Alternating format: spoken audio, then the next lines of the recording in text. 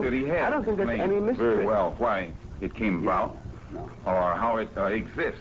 For instance, in there where it was said in the book that I spent 2 hours in a secret conversation with Castro, that wasn't done on any research other than through a local New York paper, whom we are suing right now for $3 million for libel. We have a $3 million libel suit against a New York paper for saying that I spent 2 hours in a secret conference with Castro. Now, if that's an authentic statement and that's representative of the other statements in the book, then I can say that the book is representative of Muslims. I must respond to that, Mr. X. It was from you yourself. I think you're wrong. I am not wrong on this case. It was from you yourself and not from reading in any New York paper that I found that you had had an appointment which you kept with Mr. Castro. These words are from your mouth. No, wait a minute now. I'll clarify that. 2 of us, and I think aloud that there were 2, in a conversation with you, explained about this highly publicized incident with Castro. And we told you exactly how it came about, that I was representing the city of the mayor's office and the police department and half of the civic groups in Harlem that made it possible for me to go up there on the Castro. That when we have only 7 minutes left. I would like to say that 5 minutes left. That this particular sect or movement is just one of a succession of such movements that have been in American life for the last 3 centuries. Among Negroes, they began around about 1815 when the American colonization movement began to grow, and Negroes went to Sierra Leone, they went to Liberia, and since then these movements have been recurrent. On the eve of the Civil War, Major Martin R. Delaney had gone to the west coast of Africa and signed treaties with African chiefs, showing that he had a considerable following, and this thought has been in people's minds for a long time. It isn't anything new. But Mr. Scholar, I take it to be Mr. Baldwin's point and Mr. Lincoln's point in his book that there is a new situation in the world. Mr. Baldwin. Yes, I don't think, I think that it is misleading to talk about even Garvey. Any of the movements the movement of the 20s, yes, for the benefit. Any of these movements, there's one great difference between them, if only one. The difference is Africa. You know, this makes a great deal of difference.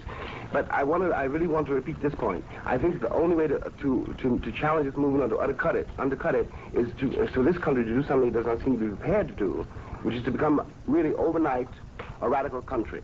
When I say radical, I mean to really re-examine and overhaul the entire social fabric, to ask, everyone in this country should ask himself why it's so important to be white and what they will lose if they admit to themselves,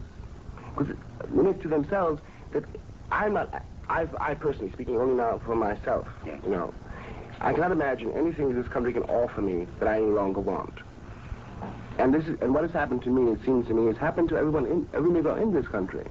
And the only way this can be redeemed and we can prevent, as I say, a reversal, a repetition of this history with the roles reversed, is to decide right now that this country, either everyone in this country is free, either I'm a man or I am not.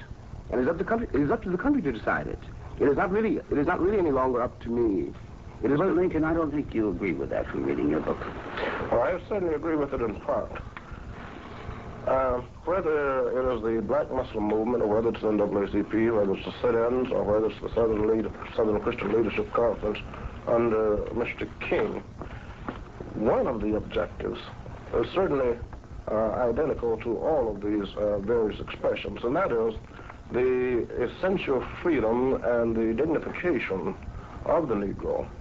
Now, whether he goes about it in the way of the Muslims or whether he goes about it in some other way, I believe that this has to come about in this country, and it has to come rather soon. This I do say in my book. This country cannot continue to exist black and white. Either we're going to have to be Americans or we're going to continue to be plagued with all kinds of organizations. If the black Muslims did not exist, then some other group would exist in that place to fill this vacuum. Mr. Scholar, I think you disagree even more sharply with Mr. Baldwin. Well, I just simply think that there's a lot of wishful thinking in many of these statements. I see no statistical evidence of all this. I've been all over the country. I don't know if the mass of Negroes are panting to join the black Muslims, just like they weren't panting to join Garvey.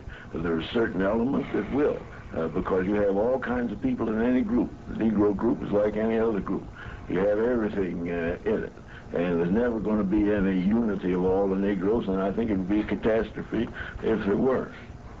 Perhaps And there you're will faced never, with a let me say catastrophe. that. Mr. Lincoln, yes. Perhaps there will never be complete unanimity among Negroes. It would be most anomalous if this should come about. But there is, I think, with Mr. Baldwin, a sharpening of the Negro mood, a kind of insistence that he must. Pardon me, Mr. Lincoln. I want Mr. X to have a word here before we have to close. Just a word. Yes, I don't think that all of the Muslims who follow Mr. Muhammad read the book, that is, the leaders, and we actually don't think that it rightly represents us. And Mr. Muhammad's aim is this. He was raised by God to separate the black man in America from the white man, because the white man will not give us freedom, justice, and equality on his own.